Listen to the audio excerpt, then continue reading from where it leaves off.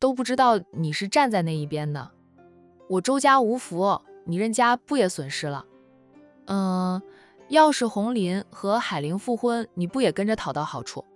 周红英说着丈夫，不说从海童老公那里讨份工作，就是海玲都能给我们安排工作。她现在开了新店，不需要人帮她打理。要是和好如初，我是她大姑姐，我帮她打理新店，不比外人好。任辉也想得到好处，但也知道那是在做梦。那他撇撇嘴，说了句白日做梦。说完，他快步往前走，撇下妻子，免得又被妻子一顿掐。那周红英追上他，还是拍打了他几巴掌。夫妻俩一直跟在海玲的后面，目送着海玲和陆东明上了车。陆东明是坐上了海玲的车，他的车子由保镖开着，跟在海玲的车子后面离去。快走啊，我们跟上去。周红英还想跟踪着海玲，丈夫却不理她，说道：我要回店里去，你想跟自己跟，我没那个时间。再说了，你跟踪海玲有什么用？被她知道，她会更加的厌恶你。别以为她去医院看望红林，就是对红林有情了，她不是，她那是看在洋洋的份上。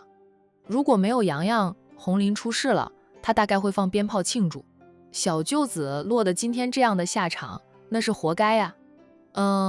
就算小舅子脱离了生命危险，由于伤势太重，医生说需要很长时间来恢复身体。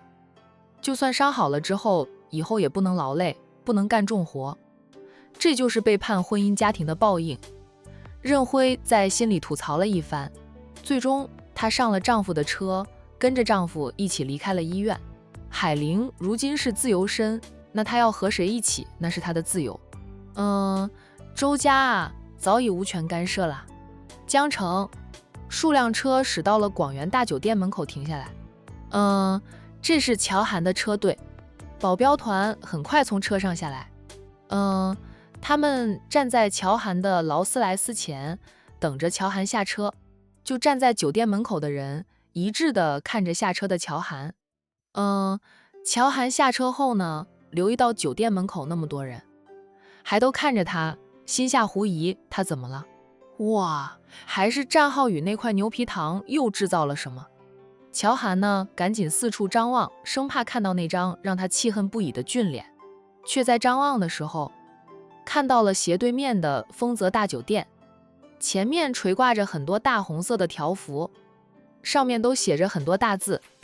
大字条幅的内容是：乔涵，我喜欢你；乔涵，我对你是真心的；乔涵，我要追求你追求到底；乔涵，我不怕世俗眼光，也要和你一起。红底黑字耀眼得很，风一吹，那些条幅摇摇晃晃的。那不少人呢，站在酒店门口，就是看到了那一幕，然后拍照。战家三少爷又高调的向乔家大少爷示爱了。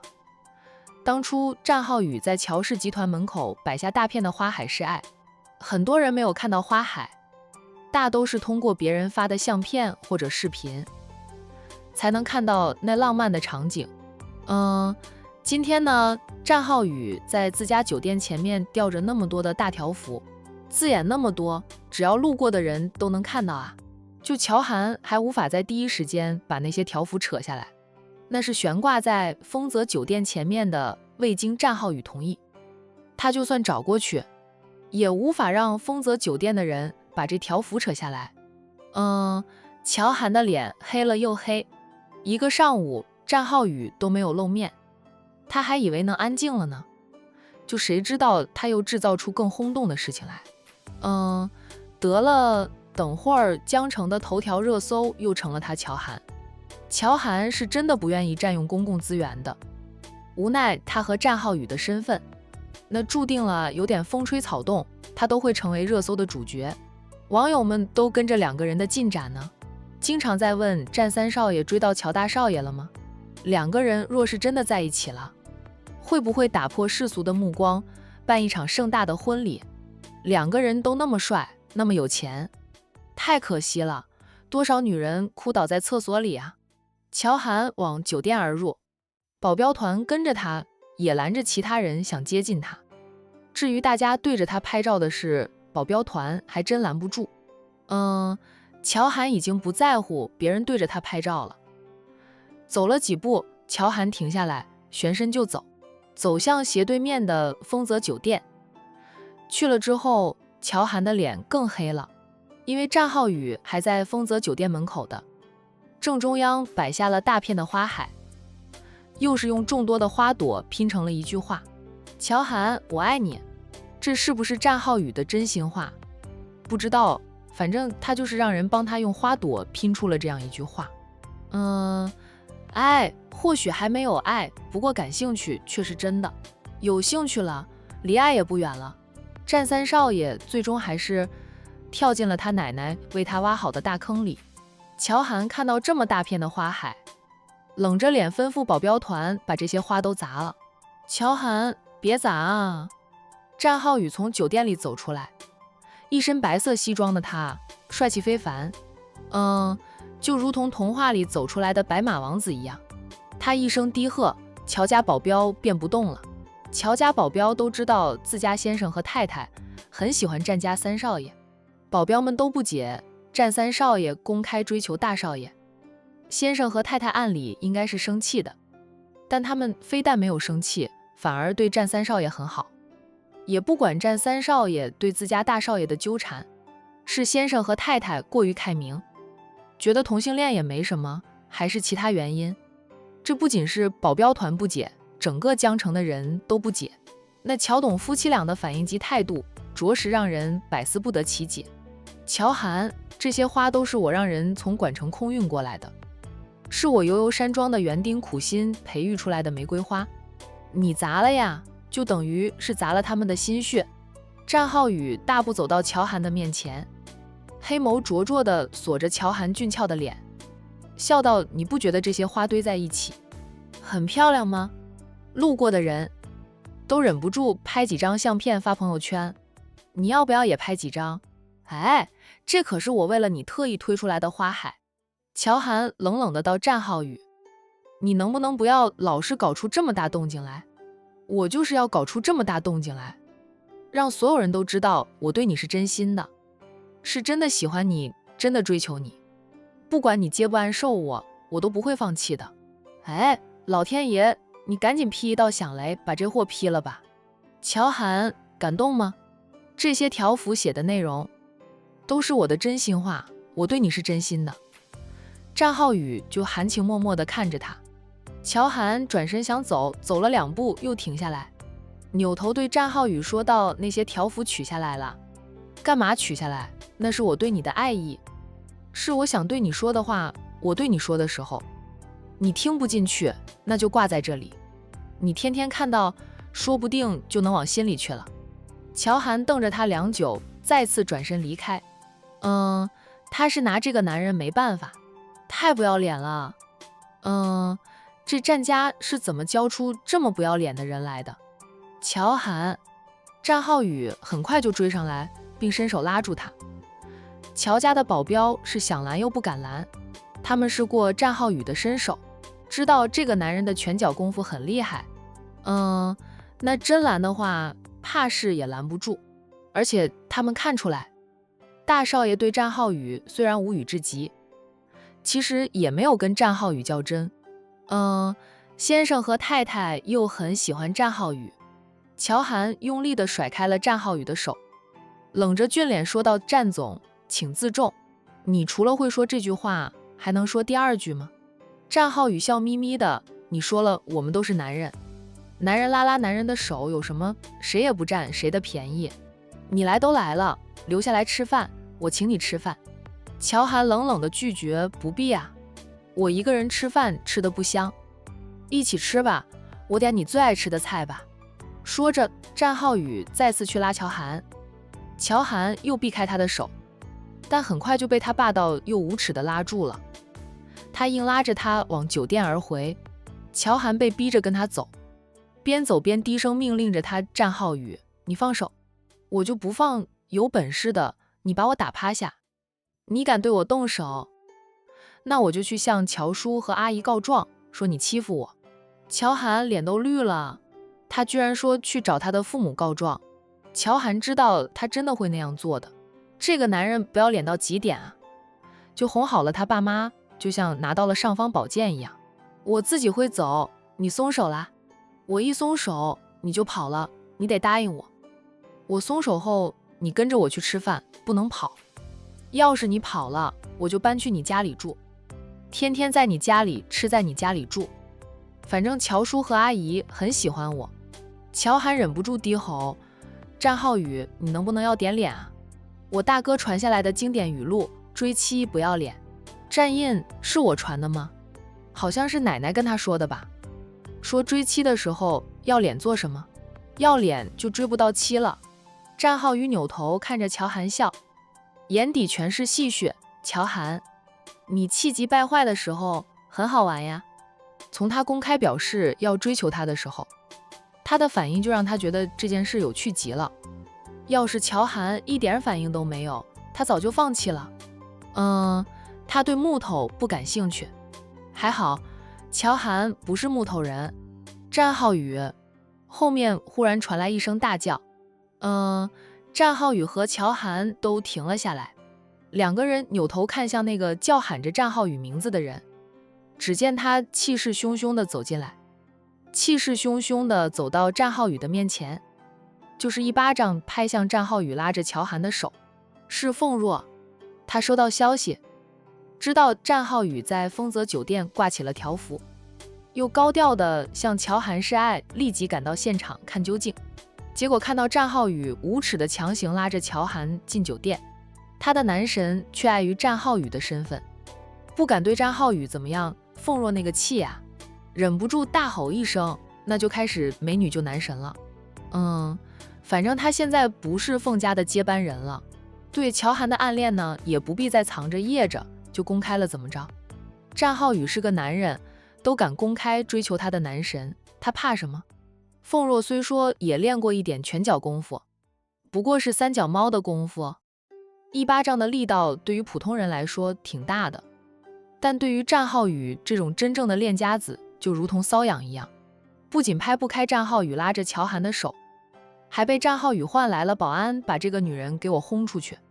从今以后啊，都不许他踏入丰泽酒店半步。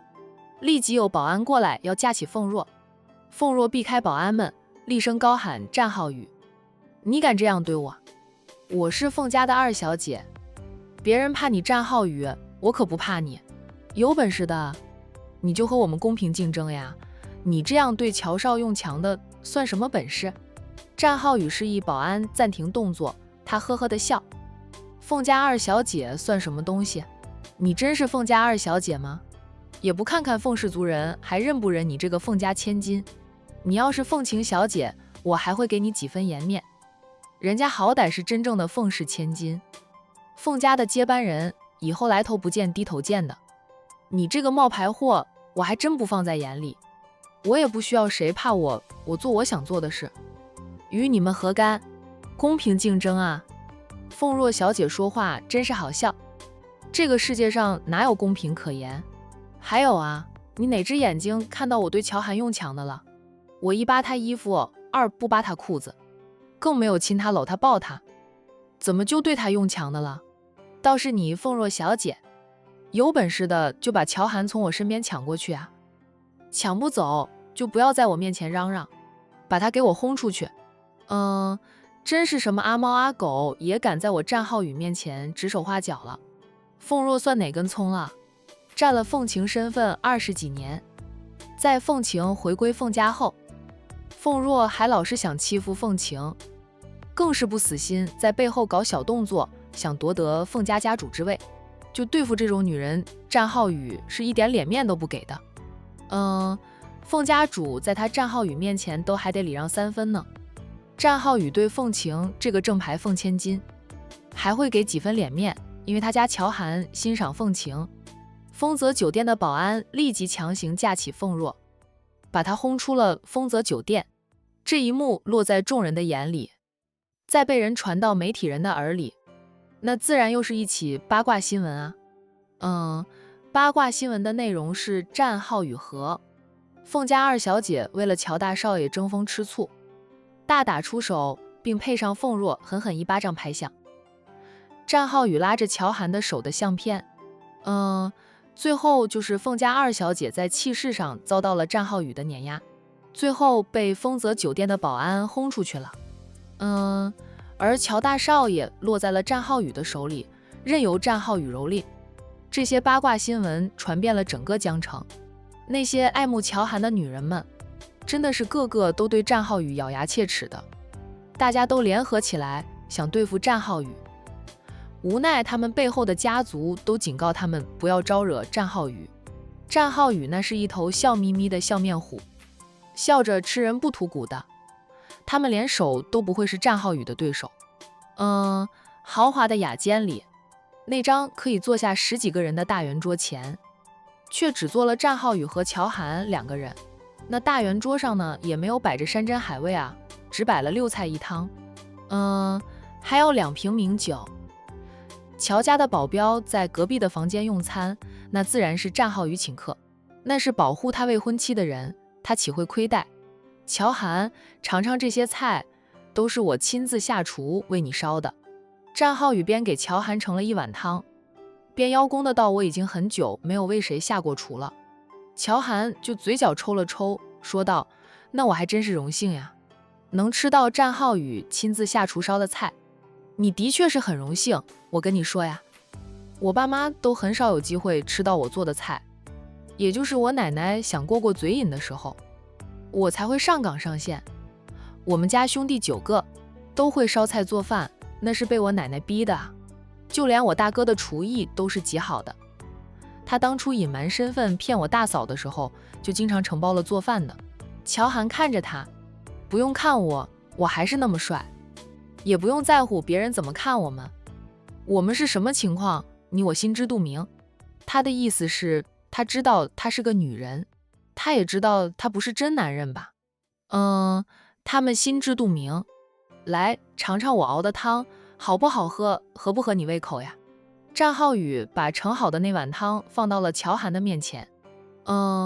乔涵默了默后，还是拿起了汤匙，舀了1汤匙的汤喝了。怎么样？战浩宇期待地问着。乔涵不说话，但他接着又喝了第2口。第3口呢，明显是喜欢这汤的味道。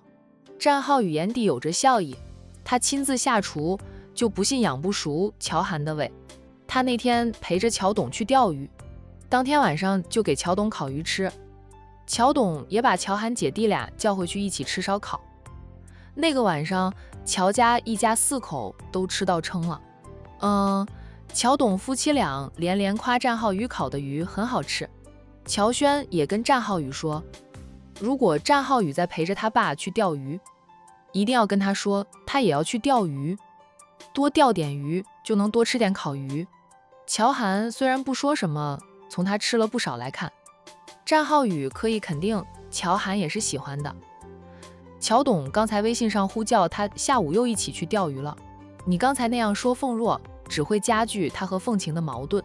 乔涵忽然说道，凤家现在表面太平，底下早就不太平，你还往他和凤晴之间放火，唯恐天下不乱。战浩宇在追求他这件事上是很不要脸，但战浩宇却是个有修养的人，轻易不会冲一个人发脾气。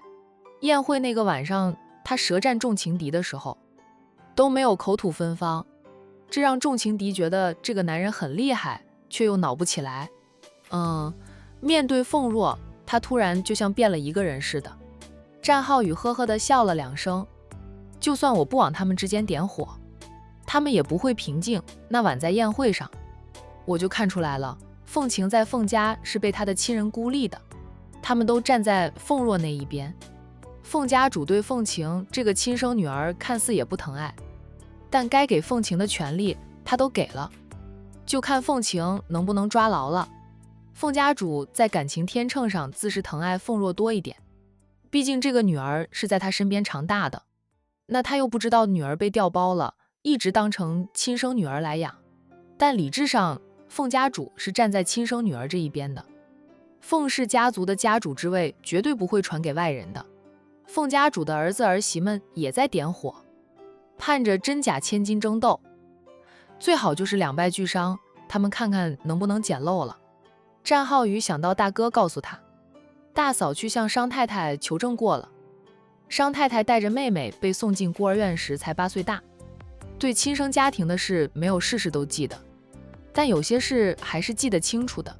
例如他们的母亲很忙，商太太小时候被称为大小姐，有2个姨，但有一天她父母家人出门后就再也没有回来，只余下姐妹2人。不久后，姐妹俩又被一位阿姨带着离开那个家，不停地坐车不行，坐车不行，不知道怎么的辗转到管城，那位带着他们的阿姨也不见了。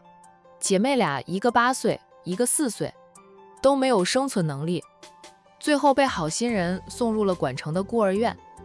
再后来妹妹被人领养，商太太与唯一的亲人又被迫分离，商太太又是姓凤的。从她这些经历可以肯定，商太太就是江城凤氏家族的人。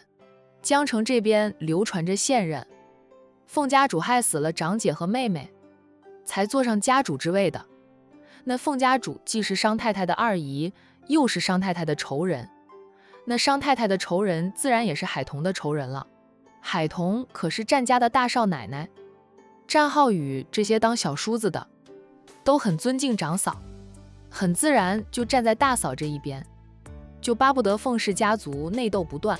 乔涵默不作声，那凤晴和凤若之间的确是无法和平共处，就算凤晴不想斗，凤若也不甘心的。凤若要斗，那凤晴只好奉陪了。喝完了1碗汤后，乔涵自己夹菜来吃。战浩宇要给他倒酒，他拒绝了。我下午要开会，还要见重要的客户，喝了酒不够清醒，那要是中了别人的圈套，吃了大亏，战总赔偿不？战浩宇便放弃了给他倒酒。他很热情地问他要不要我陪你应酬。乔涵斜睨了他一眼，提醒着战总，丰泽酒店和我广元酒店是有竞争行为的，也等于我和你是竞争关系，他怎么可能会带着战浩宇去应酬啊？那岂不坐实了他和战浩宇同性恋的事实？他知道江城的人都在私底下打赌，赌他会不会被战浩宇追到手呢？战浩宇低低的笑，我可以吩咐下去，以后不要和你们广元酒店抢生意，不必那样胜之不武。乔涵不喜欢战浩宇的礼让，他希望广元酒店能够凭着实力力压丰泽酒店。乔涵，我就喜欢你这样子，斗是光明正大的斗。战浩宇欣赏地道。乔涵淡淡的道，输肯定有原因的，找到输的原因，改正了，以后就能赢了。不过我也不在乎输赢，也不想因为生意上的竞争成为仇人。在生意场上也没有永远的仇人，但也没有永远的朋友。乔涵是很清醒的。你是不是求证过，你们管城的商太太就是上任家主的女儿？还没有证实，不过8、9不离10的了。按照凤家长女特别厉害来看，商太太也符合这一点。商太太现在退休了，她还没有退下来之前，在管城的商界也是叱咤风云的。我奶奶就很欣赏她。我奶奶说，在商太太年轻的时候，她就相中了商太太，想拐回家当儿媳妇的，被商家先下手为强了。毕竟商太太当时在商市上班。乔涵自己又盛了1碗汤，他低沉地问商太太姐妹俩还好吗？商太太挺好的，她妹妹就是我大嫂的妈妈，早在16年前就去世了，我大嫂当时才10岁。乔涵吃饭的动作顿了顿后，说到上任凤家主也真够惨的，那么疼爱信任妹妹，却栽在妹妹手里，2个孩子如今也只余下1个，我大嫂的妈妈才是苦命人。战浩宇把大哥丈母娘的故事告诉了乔涵。乔涵说道，你兄嫂的爱情故事我是知道的，在你大哥公开已婚消息后，引起了很大的轰动，不仅是你们管城轰动，管城的几个邻市的商界也跟着轰动的。很多家里有女儿的人家盯着你大哥，想着与你大哥联姻的，结果你大哥不声不响就娶了个名不经传的女子为妻，还是闪婚，继而呢，你大嫂的身世背景全都被挖了出来。你大嫂姐妹俩的感情让人感动。对了，你大嫂的姐姐离了婚吧？大家的焦点是集中在海童身上的，因为她是战家的大少奶奶，大家都想知道海童凭什么拿下了战大少爷。那乔涵关注过一段时间后就没有再关注，他记得海童的姐姐婚姻生活过得鸡飞狗跳的，当时他还想着女人嫁了人，一旦辞了工作，在家里当家庭主妇，与社会脱了节，早晚会被丈夫以及婆家所有人嫌弃的。海玲结婚前还是公司白领，那样精明能干，没想到嫁人后与社会脱了节也栽了。早就离了都快1年了。海玲姐现在瘦身成功，恢复了以前的青春靓丽，拿着离婚10分到的财产，开了一家早餐店，生意火爆。赚到点钱后，再加上她的存款，她又盘了一家新店，准备开饭店。她志在餐饮业，说希望有一天能建立一家星级大酒店。现在的海玲姐和离婚前判若两人，如今她的前夫一家子悔得肠子都青了。她前夫在婚后也不幸福，这小三扶正后把家里闹得鸡犬不宁的。前段时间小三不知道发什么神经，捅了她丈夫几刀，那个渣男现在还躺在医院的医库里生死未卜。那周红林脱离生命危险的事，战浩宇还不知道，他又不会去关注一个渣男的生死，只知道周家所有人都后悔莫及。渣男的母亲呢和大姐还老想着让渣男和海玲姐复婚呢。海玲姐没那么傻，好不容易跳出了火坑，哪里还会再跳进去？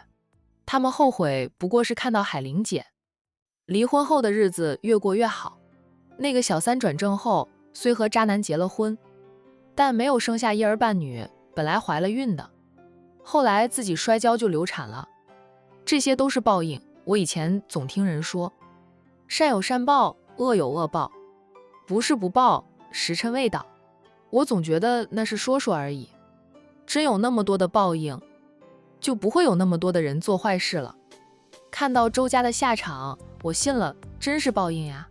周红林一家子的下场，的确是战浩宇见证到的报应来得最快的例子。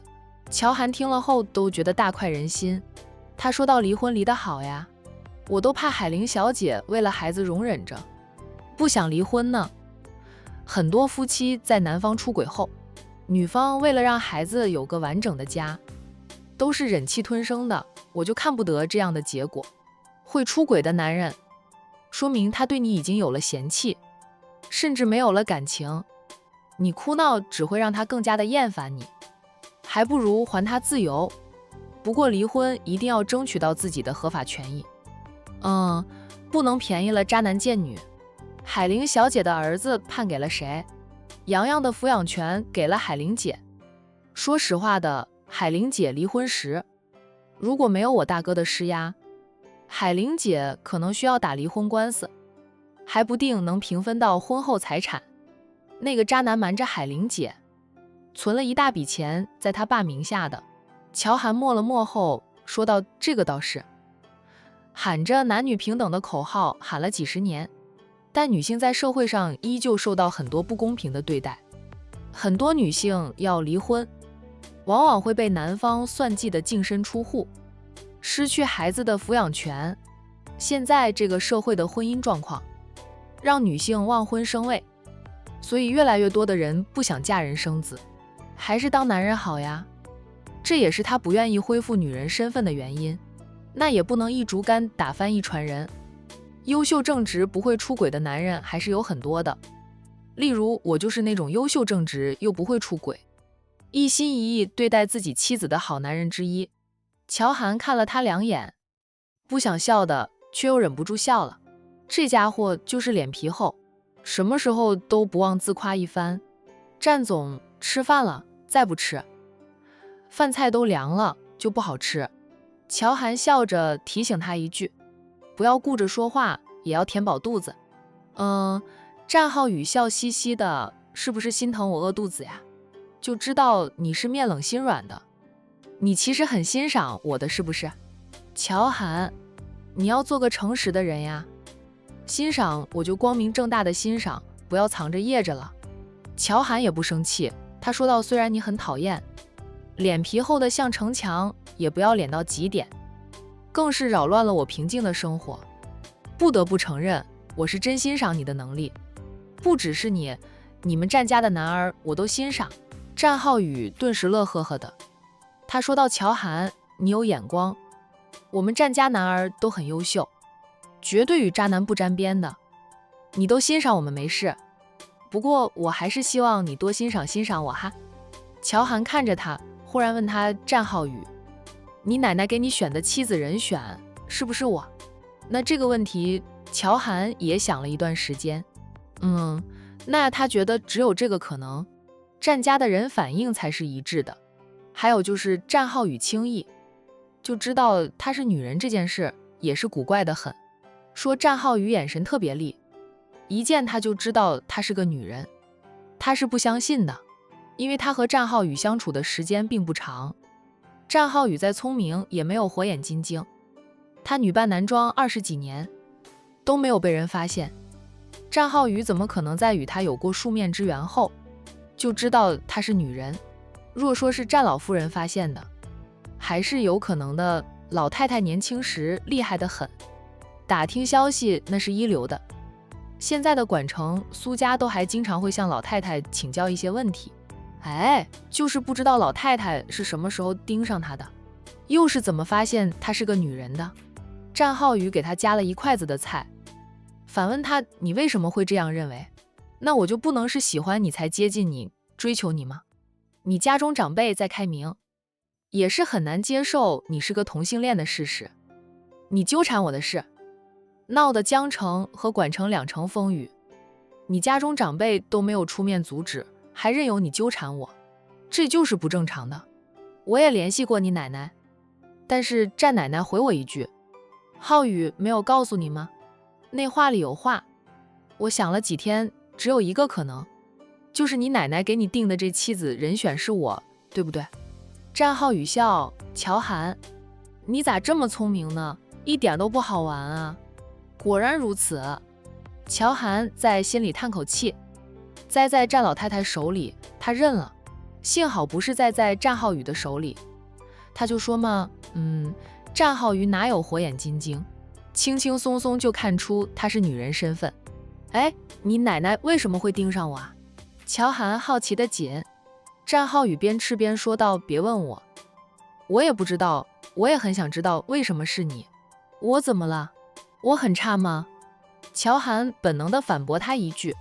战浩宇含笑注视着他，乔涵后知后觉的自己，那句话容易让战浩宇想入非非，他想解释，又觉得越描越黑，干脆就不说话了。乔涵，你知道了原因，就不要再顽强反抗了。就算你不是我奶奶给我内定这一点，我现在对你也很感兴趣。每次看到你被我气得半死，就又拿我没办法的时候，我就很开心。这混蛋分明就是把他的快乐建立在他的痛苦之上。抬脚在桌子底下，乔涵狠狠地踩了战浩宇一脚，战浩宇吃痛，差点跳起来，却又碰到了桌子，更是痛上加痛。乔涵心情愉悦地享用他的午餐，吃饱喝足后，乔涵抽来餐巾纸擦拭着嘴边的油渍，淡淡的道：谢谢战总请我吃饭。战总的厨艺好的没话说，那是自然的，我们兄弟9个，我的厨艺是最好的。乔涵，你最有口福了，咱们俩结婚后，我天天给你做好吃的。乔涵呵呵的笑。战浩宇，我可没有说过要嫁给你的话。他站起来，笑容一收，又变得严肃至极。他低冷地警告着战浩宇：你要是把我的秘密泄露出去，我跟你没完没了。战浩宇压根儿不把他的警告放在心上，不过他也说，我怎么会把你的秘密泄露出去？若是让别人知道你是个女的，都喜欢你，我岂不是给自己招来情敌？现在我情敌一大堆了，可不想再来几个情敌。我想我是最可怜的男人了。一大堆的女情敌啊。乔涵低冷的到自找的，然后他就拉开了椅子，扭身便走。又不是他叫他追求他啊。战浩宇也没有追上他，而是高声说道：“晚上记得回家吃烤鱼啊，叫上未来的小舅子。”乔涵，谁是你的小舅子了？战浩宇，拜托你要点脸行不行啊？你当然不是我的小舅子，那我在别人面前要脸，在你面前不要脸。乔涵一脸黑线，绷着俊脸走出了雅间。他的保镖团早已经吃饱喝足，在外面等着他。就看到他出来，保镖团异口同声地叫喊着：“大少爷，走吧。”乔涵迈出沉稳的步伐，保镖团对他的称呼让他回到现实啊。他现在还是女扮男装的乔大少爷，只有与战浩宇独处的时候，他才会时刻记着自己是个女人。凤氏集团，凤若坐在凤家主的对面，哭的眼睛肿得像两只桃子了。妈，你让我不要去招惹战浩宇，可是战浩宇欺负我了，他让人把我从丰泽酒店轰出来。妈，你能替我出出气吗？凤家主已经知道是怎么一回事，中午才发生的事早就传遍了江城，更是上了江城娱乐新闻的头条。乔少不喜欢你，你别再去乔少面前晃悠，也不要为了乔少去得罪战浩宇。爱慕乔少的人那么多，现在随便一个都比你拿得出手，他们都不敢像你那样美女就男神。都说了战浩宇是个笑面虎，就笑着笑着就挖个坑给你跳。战浩宇驳斥凤若的话，也是传遍了江城的，更是说出了大家的心声。凤若现在算什么凤家千金，还想仗着凤家千金这个身份为所欲为。平时大家看在凤家主的颜面上，并没有对凤若做过什么，只是默默地把凤若清除出江城上流社会这个圈子。就是这样子也让凤若恨得牙痒痒的。那战浩宇就没有这样的负担了，他跟凤家没有交情，不必给凤家主面子，就更不会给凤若面子了。我当时看到战浩宇那样对我的男神，我就是忍不住嘛，他太不要脸了，仗着他也是男人，对乔少用强的，强行把乔少拉进他家酒店里。妈，我后悔死了，后悔我小时候没有好好的练拳脚功夫，就不能一拳把战浩宇打得趴在地上。凤若哭到他不给我面子，也不给妈面子。就算我不是凤家的亲生女儿，可我也是被妈当成亲生女儿养大的。妈也说了，我和凤晴是一样的。